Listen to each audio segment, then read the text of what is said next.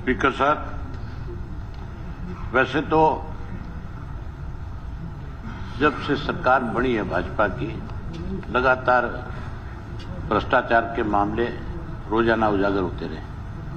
अनेक घोटाले हुए जिनके बारे में अनेक दफा यहाँ पे चर्चा हुई, अनेक दफा आश्वासन मिला कि हम जांच कराएंगे। आज तक उनकी कोई जांच नहीं हुई। हमारे देश को आजाद हुए 76 साल हो गए, लेकिन कई चीजों में हमको अभी आजादी नहीं मिली।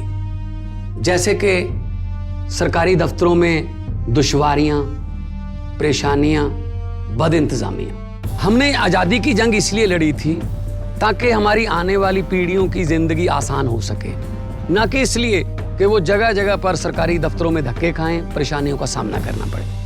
शहीद आजम सरदार भगत सिंह जी के सपनों को साकार करने के लिए पंजाब सरकार ने फैसला किया है कि पंजाब के लोगों को अब सरकारी दफ्तरों के चक्कर नहीं लगाने पड़ेंगे, बल्कि सरकारी दफ्तर खुद चल के लोगों के घर पर आएंगे। अब सरकारी दफ्तरों के चक्कर काटने की जरूरत नहीं, बस डायल करें 1076 और सरकारी सुविधाएं अपने घर पर ही पाएं। पंजाब की भगवंत मान सरकार आपके द्वार। कल मुख्यमंत्री जी ने गीता पे हाथ रख करके कहा था कि मैं किसी कीमत के ऊपर इन चीजों को सहन नहीं करूंगा। पहली बात तो मुख्यमंत्री महोदय को जरूरत नहीं है कि वो गीता पे हाथ रखे। अगर कहीं भ्रष्टाचार हो रहा है और आपके सामने कोई मामले उजागर किए जा रहे हैं तो आपको केवल जांच का आदेश नहीं देना चाहिए। वो एक विशेष प्रसंग की बात कही थी हमारे काद्यान जी ने कि जो आदमी पकड़ा गया है एचपीएससी के जो ऑफिसर, और उसके फोन में चैटिंग है, उसमें किसी ऑफिसर का नाम है।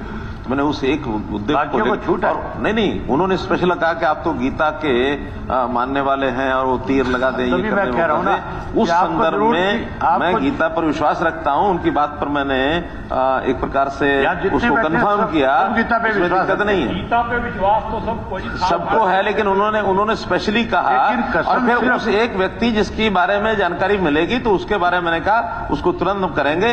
अब इसको एक जनरल संदर्भ में कहने की कोई आवश्यकता नहीं है। नहीं, गीता पे तो सिर्फ और सिर्फ हाथ वहां रख करके कसम खाई जाती है जब कोर्ट के अंदर किसी आदमी को गवाही देनी होती है, तब वो कहता है कि मैं सच के सिवाय कुछ नहीं बोलूंगा, और फिर झूठ बोलता है दबा के। हमसे जुड़े रहने के लिए हमारे YouTube चैनल को सब्सक्राइब करें और नई वीडियो की नोटिफिकेशन के लिए बेल आइकॉन को दबाएं।